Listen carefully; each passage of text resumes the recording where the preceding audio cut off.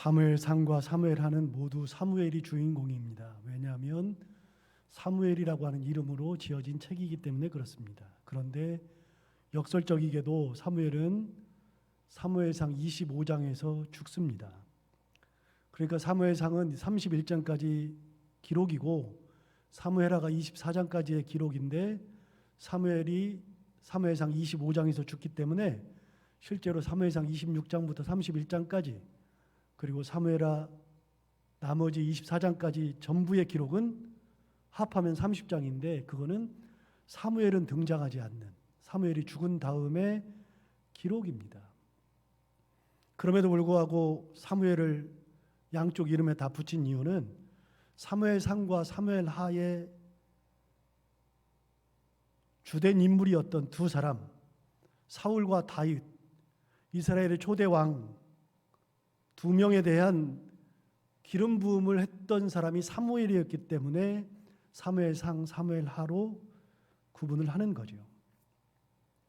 그리고 사무엘상은 사울이 죽을 때까지의 이야기, 그리고 사무엘하는 사울이 죽은 이후에 다윗이 왕이 되면서부터의 이야기, 그렇게 구분 지을 수 있습니다. 그렇게 사무엘상에서 사울이 죽고 나서 사무엘하에 들어서면서 드디어 다윗이 역사의 전면에 등장하게 되는데 곧바로 왕이 되었던 것이 아니라 다윗이 왕이 되는 것은 사무엘하 5장에서입니다. 5장에서 드디어 왕이 되고 6장에서는 엘리 시대에 빼앗겼던 법궤를 찾아오는 장면이 기록되어 있고 오늘 본문이 바로 7장입니다. 그래서 오늘 본문인 7장은 굉장히 중요한 의미를 가지는데 왕이 된 다윗이 어떤 마음으로 살았는지, 하나님을 얼마나 사랑했는지, 하나님을 위해서 무엇을 하고 싶었는지를 알 수 있는 기록이 있기 때문에 굉장히 중요합니다. 아까 5장에서 다윗이 왕이 되었다고 말씀을 드렸습니다. 우여곡절 끝에 왕이 되었죠. 어느 누구도 왕으로 받아들이려고 하지 않았습니다. 사울이 죽었으니까 당연히 다윗이 왕이 되었을 거라고 생각하기 쉬운데, 그래서 우리는 옛부터 배우기를 이스라엘의 1대 왕은 사울, 2대 왕은 다윗이라고 배웠지만, 그리고 3대 왕은 솔로몬이라고 배웠지만 실제로는 역사에 의하면 다윗은 2대 왕이 아니었습니다. 사울이 죽었을 때 이스라엘 백성들은 다윗을 왕으로 추대하려는 마음이 전혀 없었습니다. 사울의 대신에 사울의 아들이었던 이스보셋을 2대 왕으로 그렇게 등극을 시켰죠. 그럼 다윗은요? 다윗은 사울이 죽은 다음에 왕으로 등극합니다. 그러나 다윗이 왕이 된 것은 유다 지파의 왕이었을 뿐입니다. 이스라엘에 12지파가 있는데 12지파 중에 나머지 11지파는 모두 이스보셋을 왕으로 세웠고 다윗이 속했던 유다 지파만 유일하게 다윗을 왕으로 세웠습니다. 그래서 사실은 이스라엘이 둘로 나눠지잖아요. 남쪽의 유다 왕, 북쪽의 이스라엘, 그렇게 나누어지게 되는데 그게 솔로몬 이후에 솔로몬의 아들인 르호보암 시대에 르호보암은 유다의 왕으로, 그리고 르호보암 시대에 여로보암을 중심으로 해서 나머지 10개 지파가 북쪽 이스라엘을 형성해서 나라를 세웠지만, 그래서 이스라엘 나라가 둘로 나누어졌지만 사실은 다윗 시대에 초창기에 이스라엘이 둘로 나뉘었습니다. 11지파는 이스보셋을, 나머지 유다 지파만 다윗을.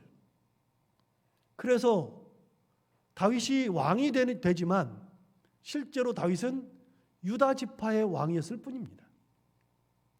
그렇게 7년 혹은 7년 6개월을 보내야 했죠. 그래서 성경은 다윗의 치세 기간을 40년이라고 말합니다. 30살에 왕이 되어서 40년 동안 왕으로서 치세했다고 성경은 이야기합니다. 그런데 그 40년을 이야기할 때 꼭 따라오는 게 있습니다. 유다의 왕으로서의 7년 혹은 7년 6개월. 나머지 기간은 이스라엘의 왕, 이렇게 명명하죠. 그러니까 다윗은 7년 동안은 유다의 왕으로서 나머지 11지파와 적대 관계를 맺으면서 그렇게 왕으로 살아야 했습니다. 사울에게 쫓겨서 10여 년 동안 그 많은 시간, 그리고 유다의 왕으로 7년 6개월을 보내는 사이에 이스라엘 백성들은 다윗을 왕으로 인정한 적이 한 번도 없습니다. 굉장히 죽여야 될 사람, 죽어야 하는 사람이라고 생각을 했었죠. 그러다가 5장에서, 사무엘하 5장에서 드디어 이스라엘의 왕이 됩니다. 7년 6개월이 지나서 드디어 이스라엘의 왕이 되었으니 다윗은 얼마나 감격스러웠을까요? 말해 무엇 할까요? 여러분, 그렇게 10여 년 동안에 도망만 다니던 사람, 이스라엘 백성들에게 인정받지 못하고 유다의 왕으로만 지내던 사람이 전체 이스라엘의 왕으로 등극했으니 얼마나 감격했을까요?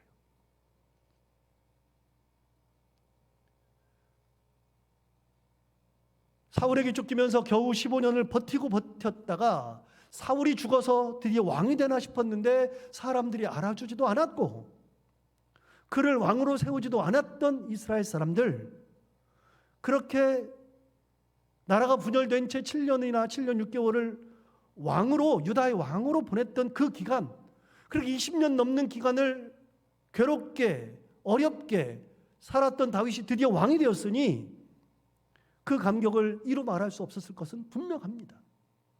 야, 드디어 왕이 됐습니다. 여러분, 우리는 취직만 해도 감격스럽잖아요. 우리는 뭔가 한 것만 해도 감격스럽잖아요. 자식이 뭔가를 하나만 해도 너무나도 감격스럽잖아요. 그런데 다윗은 그 모든 고난을 이기고 드디어 이스라엘의 왕이 되었습니다. 비교할 수 없을 만큼의 감격이 있었을 것이 분명합니다. 그리고 왕이 되었을 때 다윗이 뭘 하느냐? 사람이 뭔가가 되었을 때 첫 번째 하는 것이 가장 중요한 겁니다.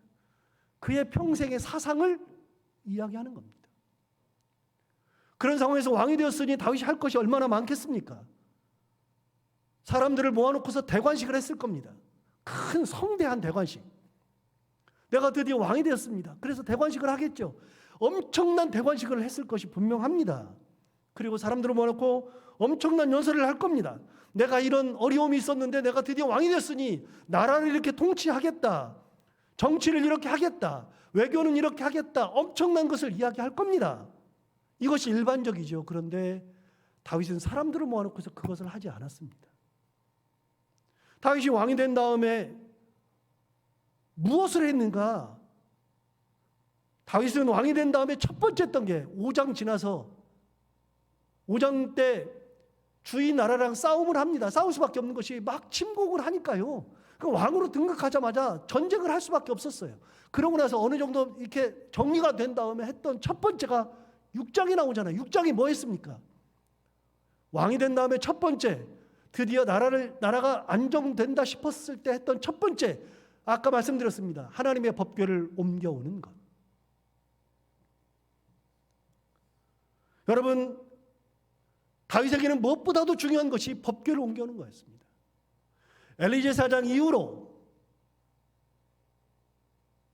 약 80여 년이 지났을 때에 굉장히 오랜 시간이 지나는 동안에 법궤가 빼앗겨 있었는데 그 법궤를 아직도 이스라엘 백성들이 모셔오지 못했습니다. 그러니 법궤를 모셔오는 것이 다윗에게는 가장 중요한 것입니다. 하나 물어볼까요? 여러분, 사울도 40년 동안 왕을 했습니다. 그런데 사울 왕도 40년 동안 왕을 하는 사이에 단 한 번도 법궤를 옮겨온다는 생각을 하지 않았습니다.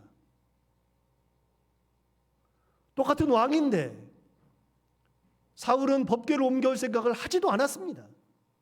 그런데 다윗은 왕이 되어서 가장 먼저 하려고 했던 것이 뭐냐면 하나님의 법궤를 옮겨오는 거였습니다. 왜 그렇습니까? 여러분, 가장 중요하기 때문에 그렇습니다. 다윗의 마음에 가장 중요한 것은 하나님의 법궤를 옮겨오는 것. 다른 거 할 것이 아무리 많아도 그거 중요하지 않았습니다. 하나님의 법궤를 옮겨오는 것만큼 중요한 것이 없었습니다. 그래서 사무엘하 6장에 보면 법궤를 옮겨오는 이야기가 길게 1장 전체에 대해서 기록되어 있는데, 그 기록할 때 맨 마지막에 법궤가 드디어 예루살렘 성에 들어올 때 다윗은 덩실덩실 춤을 추었습니다. 덩실덩실 춤을 췄는데 얼마나 좋았는지 덩실덩실 춤을 추다가 옷이 벗겨져 버렸습니다. 옷이 벗겨졌는데 그것도 모르고 계속해서 춤을 추었죠. 그렇게 춤을 추다 보니까 이스라엘의 옷은 통옷인데 속옷을 잘 안 입는 그냥 통옷입니다. 그래서 용변을 볼 때, 특히 대변 볼 때는 그냥 앉으면 됩니다. 그냥 이렇게 해서 통옷이기 때문에 앉으면 됩니다. 그런데 그 옷이 다 벗겨져 버렸습니다. 벗겨져 가지고서 드러난 것이 뭐냐면 알몸이 드러났습니다. 그런데 여러분, 놀라운 사실은 다윗이 알몸이 드러나는 줄도 모르고 덩실덩실 춤을 췄습니다. 그 모습을 보고 있던 한 여인이 있었습니다. 사울의 딸이기도 하고 다윗의 아내였던 미갈이 창을 통해서 내다보는데 자기 남편이 왕인데 채통도 없이 춤추다가 덩실덩실 춤추다가 옷이 벗겨져 가지고서 속이 다 보여버렸는데, 알몸이 다 보여버렸는데, 사람들이 그렇게 많은데 그렇게 춤을 추고 있는 모습을 보니까 가관도 아니었습니다. 남편이 들어올 때 미갈이 이야기합니다. 참, 이스라엘 왕의 채통도 없지. 당신 어떻게 해서 이렇게 합니까? 이 여종들 앞에서 이렇게 알몸을 다 보였는데 당신 어떻게 할 겁니까? 라고 이야기했을 때 다윗이 이야기하는 장면이 6장 21절 22절에 나옵니다. 여러분, 6장 21절 22절을 볼까요? 먼저 21절을 보겠습니다. 6장 21절 보면 다윗이 미갈에게 이르되 이는 여호와 앞에서 한 것이니라. 그가 내 아버지와 그의 온 집을 버리시고 나를 택하사 나를 여호와의 백성 이스라엘의 주권자로 삼으셨으니 내가 여호와 앞에서 뛰놀리라. 여러분, 이렇게 읽으면 감동이 없고요, 나머지 부분은 다 띄고요. 다 띄고 중요한 말이 있어요. 그것만 읽어볼게요. 여러분, 강조해서 읽어볼게요. 다시요. 다윗이 미갈에게 이르되 이는 여호와 앞에서 한 것이니라. 다 띄고요. 뒤쪽 맨 뒤에 보면 내가 여호와 앞에서 뛰놀리라. 다윗이 바라보는 분은 옷이 다 벗겨져 가지고 창피하다고 생각하는 미갈이 있는가 하면, 다윗은 그렇게 다 벗겨져 가지고서 정말로 창피하다고 느낄 만큼의 그 순간에도 사람을 보지 않고 누구를 보고 있었는가 하면 하나님을 보고 있었다는 겁니다. 여호와 앞에서 한 것이다. 사람 앞에서 한 것이 아니다. 여러분 보세요. 우리 옛날 영화 보면 다 나오는 게 있는데요. 옛날 영화 보면 그런 거 나오잖아요. 무희들이 춤을 춰요. 왕 앞에서 무희들이 춤을 추는데 춤을 출 때 막 춤추죠. 그런데 놀랍게 여러분, 혹시 그런 거 본 거 있습니까? 왕이 춤추는 거 본 적 있습니까? 왕은 춤추지 않습니다. 무희들의 춤을 관람할 뿐이지, 볼 뿐이지 왕은 춤추지 않습니다. 그런데 다윗이 춤을 추었습니다. 덩실덩실 춤을 추었습니다. 법궤가 들어오는데 얼마나 좋았으면 덩실덩실 춤이다 옷이 다 벗겨졌습니다. 그런데 그때 다윗이 한 말이 뭐냐? 여호와 앞에서 한 것이니라. 내가 여호와 앞에서 뛰놀리라. 다윗은 누구를 보고 있었는가 하면 하나님을 보고 있었습니다. 22절도 볼까요? 22절에 보면 이렇게 되어 있습니다. 내가 이보다 더 낮아져서 스스로 천하게 보일지라도 내가 말한 바 계집종에게는 내가 높임을 받으리라 한지라. 이보다 더 낮아져서 스스로 천하다고 느껴질 정도로, 진짜 낮아져도, 정말 낮아져도, 계집종한테 네가 창피하다 그랬지, 근데 그 계집종에게 내가 높임을 받을 거다. 여러분, 이게 뭐냐? 이게 실제로 내가 왕이니까 높여줄 거다가 아니라, 높임을 받는 거는 하나님이 나를 높여주실 거다, 그 말입니다. 여러분, 다윗의 믿음이 보입니까? 다윗의 믿음은 왕이 된 다음에 가장 먼저 신경 쓰는 것은 사람들은 생각하지도 않았던 법궤를 옮겨오는 거였고, 법궤를 옮겨올 때 너무나 좋아서 하나님 앞에서 뛰놀다가 옷이 벗겨져서 알몸이 다 보일 정도가 되어서도 그걸 인식하지 못할 정도의 믿음. 이게 다윗입니다. 다른 사람을 보려고 하지 않았습니다. 사람들을 보지 않았습니다. 왕이 되었으니 왕으로서의 기본적인 삶을 추구하려고 하지 않았다는 것이 진짜 귀하고 대단한 것입니다. 진짜 어렵게 왕 되었잖아요. 하고 싶은 것이 얼마나 많겠어요. 그런데도 그는 자신의 한을 풀려고 하지 않았고 가장 먼저 하나님을 생각하고 있었습니다. 이것이 왕이 된 다음에 첫 번째 행보입니다. 그리고 오늘 본문 드디어 7장에 이르렀습니다. 7장에 이르렀을 때에 오늘 7장에서 어떤 일이 이루어질까요? 7장은 다윗의 마음이 어떤 건지를 정확하게 보여줍니다. 하나님의 성전을 지어드리고 싶었습니다. 그렇게 하나님의 성전을 지어드리고 싶다는 말을 나단에게 전하고 나단이 그렇게 하라 그랬더니 하나님께서 나단에게 다윗이 그걸 하려고 하는 마음에 대해서 하나님께서 어떻게 생각하는지, 하나님께서 어떻게 해주실지에 대한 말씀을 주시고, 그 말씀을 받았을 때 다윗이 다시 하나님의 전에 들어가 가지고 감사 기도하는 장면으로 다 채워져 있습니다. 성전과 관련해서 성전을 지어드리겠습니다. 하나님께서 다윗에게 하시는 말씀, 다윗이 하나님의 말씀을 듣고 성전에 들어가서 감사 기도하는 내용, 이게 7장입니다. 다윗의 마음이 어디 있는지 정확하게 압니다. 여러분 1절에 한번 볼까요? 7장 1절에 보면 여호와께서 주위의 모든 원수를 무찌르사 왕으로 궁에 평안히 살게 하신 때에 라고 되어 있잖아요.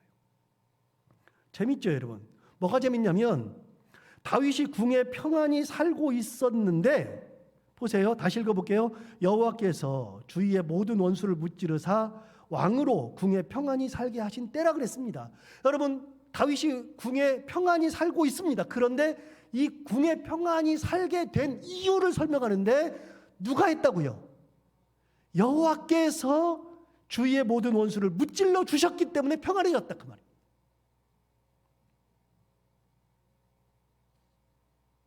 여러분 주위의 모든 원수들을 무찔렀잖아요. 주위의 다른 나라가 조용해졌잖아요. 싸움에서 이겼잖아요. 다윗이 한 것이 맞잖아요. 다윗이 진짜 싸움을 잘했고 가는 곳마다 승리했죠. 그러니까 주위의 모든 나라가 다윗에게 함부로 덤비지 못한 것이 사실입니다만, 성경은 뭐라고 기록하냐면 그렇게 싸움에서 이긴 거는 다윗이 한 것이 아니라 여호와께서 주위의 나라를 물리쳐 주셨다. 여러분 평안이라고 하는 것을 정확하게 말씀하고 있습니다. 평안히 살게 하신 때. 보세요. 다윗이 궁을 지었는데 궁은 잘 지었을 겁니다. 궁전에 사는 것은 부족함이 없습니다. 왜요? 자기가 아무것도 안 해도 말만 해도 다 이루어지니까요. 그러니까 궁에서 사는 것은 부족함이 없습니다. 굉장히 편하고 좋아요. 궁에 사는 것은 편하고 좋은데 여러분 편안한 거하고 평안은 다른 거예요. 편한 거는 육신의 상태를 말하는 거고요. 평안은 정신적, 영혼적 상태를 평안이라 그러는 거예요. 글자가 굉장히 비슷한 것 같아도 평안과 편안은 완전히 다른 겁니다. 여러분 우리는 편안할 수 있어요. 그냥 뭐 이렇게 일 안 하고 편안하게 살 수 있어요. 편하게 살 수 있어요. 뭐 돈만 많으면은 그냥 손 하나 까딱 안 하고도 살 수 있어요. 그거 아니래도 편할 수 있어요. 하다 보면. 그런데 여러분 편하다 그래서 평안한 거 아닙니다. 평안한 거는 다른 겁니다. 여러분 다윗이 사는 곳은 궁이니까요. 굉장히 편해요. 좋아요. 부족함이 없어요. 그렇다고 해서 평안한 거 아닙니다. 여러분 평안은요. 궁에 있는데 전쟁이 나가지고서 이 전쟁에서 우리 군사가 지고 있어요. 그럼 궁에 있는데 평안할 리가 없죠. 궁에 있는데 백성들이 반란을 일으켜요. 백성들의 불만이 너무 높아요. 여러분 백성들의 불만이 높으면 궁에 있으니까 편안할지는 몰라도 평안은 없어요. 평안은 진짜 다른 거예요. 평안은 신경 쓸 것이 없어야 돼요. 평안은 진짜로 영혼에 부족함이 없어야지 평안이에요. 그래서 우리가 살아갈 때 가장 중요한 거는요, 편한 게 아니라 평안한 거예요. 평안이 가장 중요한 거예요. 그런데 그 평안이라는 것은 내가 만들 수가 없고 하나님께서 만들어 주셔야 되는 겁니다. 어떻게 만들어 주셨는가? 주위의 모든 대적을 물리쳐 주신 겁니다. 신경 쓰지 못하도록 잘라버린 겁니다. 다른 것이 자랄 때 잘라버리고 쳐들어올 때 잘라버리고 아무것도 필요 없을 정도로 완벽하게 만들어주신 그 하나님의 은혜가 있었기 때문에 평안한 겁니다. 가정 보세요. 가정에 뭐가 많다 그래서 평안한 게 아니에요. 없다 그래서 평안이 없는 것이 아니에요. 여러분, 평안이라고 하는 것은, 가정의 평안이라고 하는 것은요, 하나님께서 은혜 주실 때 오는 거예요.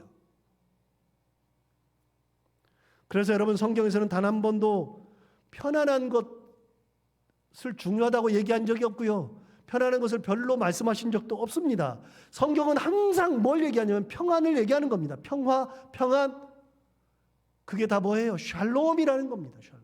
우리가 잘 아는 샬롬. 샬롬이라고 하는 것은 하나님의 은혜의 산물입니다. 다윗이 왕궁에 살아서 평안한 것이 아니라 평안하니까 왕궁에서 행복하게 살 수 있었던 거죠. 모든 것이 다 하나님의 은혜였습니다. 사실 가만히 생각해 보면 다윗은 이런 상황에서 더욱 하나님의 은혜를 많이 생각했을 겁니다. 자기 인생이 그렇잖아요. 고난이 많고 아픔도 많았고 고비를 많이 넘겼고 예측 불가능한 상황이 진짜 많았습니다. 단 하루도 편안하게 잠을 자거나 마음 편하게 밥을 먹지 못했습니다. 항상 도망을 다녀야 했기 때문입니다. 그런 그가 왕이 되었을 때도 나머지 11지파는 자기를 왕으로 인정한 적도 없었습니다. 항상 그의 삶은 쫓기고 항상 불안하고 항상 괴로움이 있었고 그러던 그였습니다. 그러는 그가 이제 왕궁에서 사는데, 왕궁에서 생각해보니 대적을 다 물리치고 아무 일도 없는 지금 하나님의 은혜가 느껴질 대로 느껴졌을 때 생각한 겁니다. 아, 하나님의 은혜로 여기까지 왔구나. 하나님이 지켜주셨구나. 은혜 주셨구나.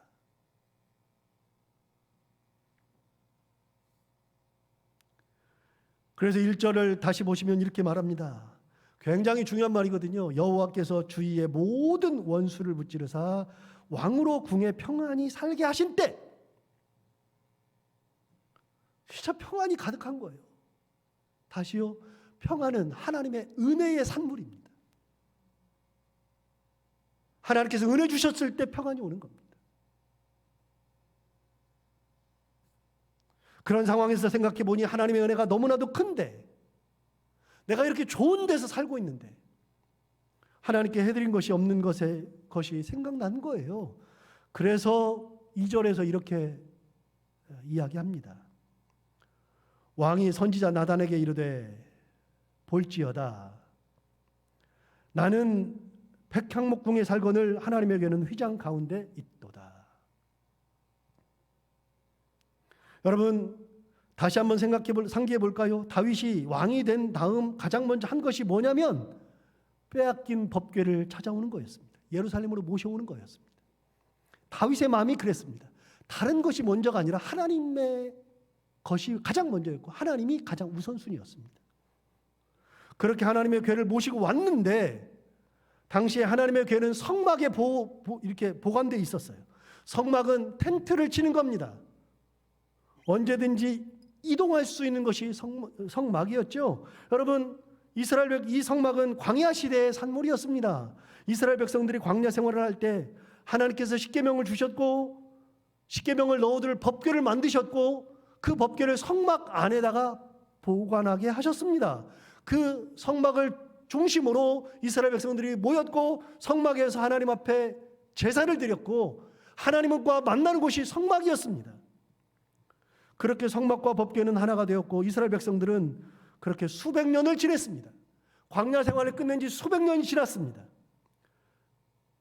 어느 누구도 성막에 대해서 의심한 적이 없습니다. 당연히 성막이어야 된다고 생각했었습니다. 어느 누구도 이것에 대해서 다른 생각을 한 사람이 없었습니다. 수백 년이 지나도록. 그런데 다윗은 달랐습니다. 다윗은 하나님의 궤가 성막을 덮고 있는 휘장 가운데 있는 것이 참 불편했습니다. 자기는 백향목 궁에 거하고 있는데 하나님의 궤는 휘장 가운데에 모셔져 있는 것이 불편했습니다. 그런데 여러분, 아까 성막은 어느 시대의 산물이라 그랬냐면 광야 시대의 산물이라 그랬습니다.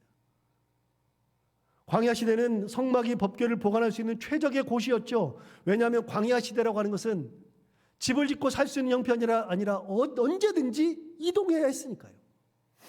이동할 때 집을 지어놨으면 집을 떼어갈 수가 없기 때문에 광야에서는 천막으로 살아야만 했습니다. 사람도 당연히 거기 살고요. 온전한 건물을 짓는다는 것은 불가능했고 실제 그렇게 건물을 지으면 큰 낭패죠. 이스라엘 백성들이 항상 이동해야 했으므로 이동할 때마다 법궤도 같이 이동해야만 했고 법궤를 모셔야 하는 성막이 필요했는데 성막은 당연히 이동식으로 만들어야만 했었습니다. 그게 성막이었습니다. 그런데 광야 생활이 끝나고 정착 생활로 들어왔습니다. 이스라엘에 들어와서 정착 생활을 하게 되었을 때 이제 다윗 시대는 수도도 정했습니다. 수도는 예루살렘이었습니다. 그리고 다윗은 왕궁도 지었습니다. 더 이상은 도망 다니거나 이동하거나 할 필요가 없었으니까 그렇게 한 곳에다 정착해 놓고서 궁을 지었습니다. 완벽한 건물을 지었습니다. 그것도 가장 좋은 목재인 백향목으로 지었죠. 그런데 성막은요, 그렇게 더 이상 이동할 필요가 없는데 아직도 이동을 전제로 한 성막을 이스라엘 백성들은 가지고 있었죠. 수백 년이 지나도록 어느 누구도 이런 생각을 하지 못했습니다. 그런데 다윗은 달랐습니다. 다윗은 자기는 백향목 궁에 거하는데 하나님에게는 성막, 그 성막 안에 있는 휘장, 그 가운데 있는 것이 너무나도 불편했습니다. 왜? 하나님의 은혜로 내가 여기까지 왔는데, 하나님의 은혜로 내가 이 자리에 서 있는데, 나는 하나님의 은혜 가운데 이렇게 좋은 곳에 있는데 왜 하나님의 궤는 그곳에 있어야만 하는가?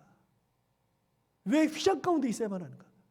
뒤집어서, 완전히 뒤집어서 나는 천막에 있다 할지라도 하나님의 궤는 백향목 궁과 같은 이곳에 있어야 하는데, 뒤집으면 맞는데 어떻게 하나님은 저곳에 있고 나는 이렇게 좋은 백향목 궁에 거할까?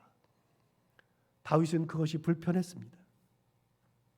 진짜 저는 놀라운 게요, 수백 년이 지나도록 단 한 사람도, 그 많은 사람이 지나갔는데 단 한 사람도, 사사시대가 지나가고 사울도 왕이었는데 지나가고 다 지나갔는데 그 유명한 사무엘조차도 단 한 번도 하나님의 전을 지어드린다는 생각을 해본 적이 없었다는 겁니다.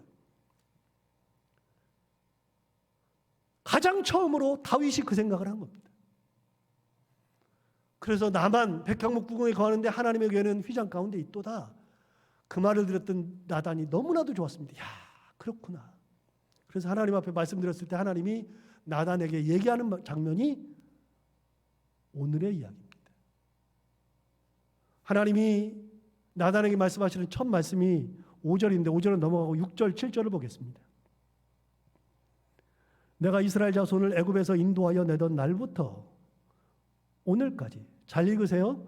내가 이스라엘 자손을 애굽에서 인도하여 내던 날부터 오늘까지 집에 살지 아니하고 장막과 성막 안에서 다녔나니 이스라엘 자손과 더불어 다니는 모든 곳에서 내가 내 백성 이스라엘을 먹이라고 명령한 이스라엘 어느 지파들 가운데 하나에게 내가 말하기를 너희가 어찌하여 나를 위하여 백향목집을 건축하지 아니하였느냐고 말하였느냐.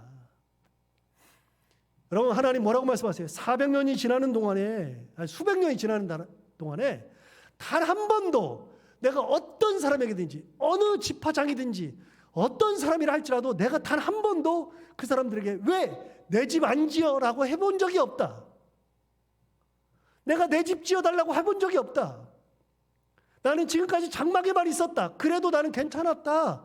뭐 내가 불편함이 없다. 내가 뭐 어디 있든지 무슨 상관이 있느냐 상관없다. 누구에게도 그런 집을 지어달라고 한 적이 없다. 그랬습니다. 그런데 다윗이 집 지어주겠다는 겁니다. 그런데 다윗이 집 지어주겠다는 겁니다. 다윗이 혼자 백향목집에 있는 것이 불편하다는 겁니다. 그것이 부담스럽다는 겁니다. 다윗의 마음이 얼마나 하나님이 좋았을까? 그래서 하나님께서 다윗에게 완전히 감동하는 겁니다. 저는 성경을 보다가 몇 군데 발견하는 것이 있는데 하나님이 우리에게 감동받으시는 때가 있어요. 감동받으시는 때. 대표적으로 지난주에 우리 같이 봤던 것처럼요. 아브라함이 이삭 자기 아들을 칼로 찔러서 죽여서 하나님 앞에 드리려고 했을 때 하나님이 감동해요. 또 오늘 이 장면을 보면 다윗이 얼마나 하나님을 감동시켰는지. 그래서 우리도, 저는 그런 생각을 항상 하는데, 우리도, 나도 하나님을 감동시킬 수 있다. 하나님은 우리한테 감동되신다. 여러분, 다윗의 그 말 한마디, 근데 그 말이 아니에요. 그 마음, 그걸 봤을 때 하나님이, 야, 내가 언제 너희들한테 집 지어달라 그랬냐? 근데 네가 내 집을 지어준다고? 그게 너무 감동인 거예요. 그렇게 감동해서 주시는 말씀이 8절과 9절입니다. 8절부터 보겠습니다. 그러므로 이제 내 종 다윗에게 이와 같이 말하라. 이제 다윗에게 이렇게 전하래요. 만군의 여호와께서 이와 같이 말씀하시기를 내가 너를 목장 곧 양을 따르는 데에서 데려다가 내 백성 이스라엘의 주권자로 삼고 내가 가는 모든 곳에서 내가 너와 함께 있어 내 모든 원수를 내 앞에서 멸하였은즉 땅에서 위대한 자들의 이름같이 내 이름을 위대하게 만들어 주리라. 여러분, 뭐라고 말씀하시냐면 너는 한낱 양치기에 지나지 않았었다 말씀하시죠. 네가 양치기였는데 내가 너를 불러다가 데려다가 이 모든 백성의 주권자로 삼았다.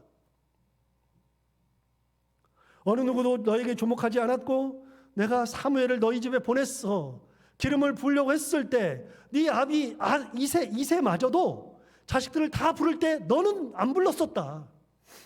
7명이 다 지나가는데 너는 없더라.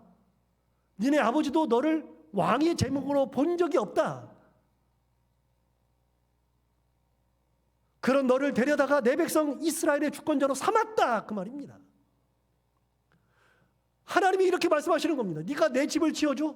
야, 너 옛날에 양치기였는데 그때 아무도 너를 귀하게 본 적도 없어.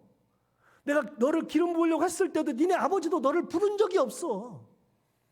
그런데 네가 내 부름을 받고 기름 부음을 받고 네가 왕이 되었어. 야, 너 옛날에 그랬었는데 네가 나를 위해서 집을 지어준다고. 저는 하나님이 다윗한테 얼마나 감동했는지가 느껴지는 대목이 바로 이 대목입니다. 진짜 감동하시는 거예요. 네가 내 집을 지어줘. 그러면서 뭐라 그래요? 네가 가는 곳 어느 곳이든지 내가 너와 함께 있어서 내 모든 원수를 내 앞에서 멸하였다. 야, 네 원수들이 다 없어진 거는 내가 다 멸해준 거야. 내가 너 살려준 거야. 너 죽을 고비 내가 넘기게 해준 거야.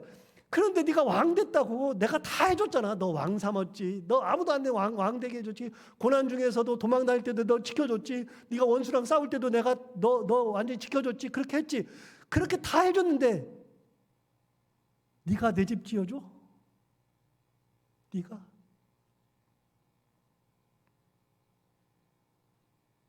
여러분, 다윗의 삶은요 하나님의 은혜예요. 하나님의 은혜를 빼고서는 말이 안 되는 거예요. 하나님도 이 말씀을 지금 하시잖아요. 그런데 9절 맨 뒤에 뭐라고 하느냐면 위대한 자들의 이름같이 내 이름을 위대하게 만들어주리라. 하나님께서 땅에서 위대한 자들의 이름같이 다윗의 이름을 위대하게 만들어준대요. 뭘 더해줘요? 뭘 더해줘요? 더해줄 것이 없을 것 같은데요. 그런데 진짜 위대하게 만들어줄게. 이스라엘 역사에서 가장 위대한 사람 한 명만 뽑으라면 누구요? 무조건 다윗이라니까요. 내가 너를 위대하게 만들어주리라. 자, 잘 볼까요? 내가 너를 목장 가운데서 불러내서 내 백성 이스라엘의 주권자로 삼았다. 과거형. 지나간 일. 과거형. 내 원수들을 다 물리쳐 주었다. 과거형. 그런데 위대하게 만들어 주리라는요. 미래형이잖아요. 미래형. 아직까지 이런 일이 일어나진 않았어요. 아직까지 위대하진 않아요. 아직까지 위대하지 않은데 어떻게 하겠다고요? 앞으로 너를 위대하게 만들어 줄 거다. 그럼 여러분 보세요. 다윗의 앞길에는 뭐가 기다리고 있어요? 위대함이 기다리는 거예요. 위대함. 여러분 위대함이라고 하는 것은 내가 만들지 못해요. 나도 사실 내 가정을 책임지지 못해요. 내 가정을. 나도 내 자식의 앞길을 내가 책임지지 못해요. 나도 내 삶도 제대로 하지 못해요. 건강도 내 마음대로 못해요. 여러분 위대하기는 뭘 위대해져요. 우리가 뭐 얼마나 대단하다고요. 아무것도 아니죠. 내 앞에 뭐가 기다리는지 몰라요. 진짜 몰라요. 인간의 앞길은 뭐가 기다리는지 몰라요. 그런데 하나님 뭐라고 그러시냐면 네 앞에는 위대함이 기다리고 있다 그 말이에요. 위대함이 기다리고 있다. 내가 너를 위대하게 만들어주겠다. 하나님을 감동시키는 자의 앞에는, 하나님의 감동한 자의 앞에는 위대함이 기다리고 있는 겁니다. 뒤에는 넘어가고 11절부터 13절을 보겠습니다. 전에 내가 사사에게 명령하여 내 백성 이스라엘을 다스리던 때와 같지 아니하게 하고 너를 모든 원수에게서 벗어나 편히 쉬게 하리라. 그 다음에요. 진짜 중요한 말은 그 다음이에요. 여호와가 또 내게 이르노니, 굉장히 중요한 말. 여호와가 너를 위하여 집을 짓는다. 자 보세요. 다윗이 하나님을 위해서 뭘 지어준다고요? 집을 지어준대요. 그런데 여러분 보세요. 11절 마지막에 뭐라 그랬어요? 여호와가 너를 위하여 뭘 지어줘요? 집을 지어줘요. 다윗은 여호와를 위하여 집을 짓는다 그랬는데 하나님은 다윗을 위해서 집을 지어준대. 13절 봐봐요. 13절. 그는 내 이름을 위하여 집을 건축할 것이요 나는 그의 나라 왕위를 영원히 견고하게 하리라. 그는 내 이름을 위하여 집을 건축한대요. 그는 누구냐면 솔로몬이에요. 아들이에요, 아들. 그러니까 네가 나한테 집을 지어준다. 내가 너희 집을 지어주는데 그래, 너는 못 짓는데 네 아들이 나를 위해서 집을 지어줘. 내가 집을 짓게 해줄게. 그런데 나는 너희 집을 지어줄 거야. 소름 돋지 않습니까? 저는 이게 진짜 소름이 돋아요. 얼마나 감사하고 얼마나 좋은지. 여러분, 하나님이 말씀하시는 집과 다윗이 말하는 집은 다른 겁니다. 다윗이 말하는 집은 눈에 보이는 건물의 집입니다. 그런데 하나님 말씀하시는 집은 건물이 아니라 가문입니다. 가문. 대대로 이어지는 가문. 여러분, 가문의 집을 어떻게 짓냐고요? 내 자녀의 집을 내가 어떻게 지어주냐고요? 집은 돈이 있으면 사줄 수 있어요. 그런데 그 가정에 하나님의 위대하심은 하나님이 주는 거예요. 평안함도 하나님이 주시는 거예요. 삶을 이끌어 주시는 것도 하나님이 주시는 거지. 사람이 주지 못해요. 제가 돈이 있으면 내 아들의 집도 사줄 수 있고 다 해줄 수 있는데, 눈에 보이는 건 해줄 수 있는데 눈에 보이지 않는 진정한 은혜는 하나님의 선물이에요. 하나님 뭐라 그러세요? 내가 너를 위하여서 집을 지어주겠다. 그래서 여러분, 우리 집은 누가 짓느냐? 하나님이 지어주시는 거예요. 어떤 사람에게? 하나님을 감동시키는 사람에게. 다윗이 그렇게 하나님을 감동시켰더니 하나님이 그 집을 지어주신다. 오늘이 44주년 됐어요. 창립 44주년 됐는데 44주년에 뭘 할까 많이 생각했는데 특별한 행사는 아무것도 안 해도 우리가 이 성전을 지어드릴 때 하나님께서 얼마나 기뻐하셨을까. 그런데 여러분, 진정한 성전은 건물이 아니라 하나님을 감동시키는 것이 성전이에요. 지금도 우리는 하나님을 감동시킬 수 있어요. 감동시키면 하나님께서 우리 앞에 위대함을 내놓고서 기다리고 계시는 거예요. 그렇게 44년 동안 인도하신 하나님, 과거형. 현재요. 앞으로 우리 교회가 가는 앞의 길에 우리 모든 성도들이 하나님을 감동시키는 사람들로 가득 차서 이 교회가 감동이 있는 교회, 감동이 있는 삶이 되어서 위대함을 준비하시는 그 하나님의 은혜를 누리고 사는 우리의 삶, 교회가 되기를 바랍니다. 기도하겠습니다. 하나님 아버지 감사합니다. 오늘 귀한 말씀으로 우리를 깨우쳐 주셔서 너무나도 감사합니다. 이 말씀대로 하나님 아버지 우리도 다윗과 같이 하나님을 감동시키는 귀한 하나님의 권속들 되게 하여 주옵소서. 하나님 아버지 우리가 일생 살아가는데 일평생 단 한 번이라도 하나님을 감동시키는 그런 믿음의 삶을 살아가는 저희들 다 되게 하여 주옵소서. 예수님 이름으로 기도하옵나이다. 아멘.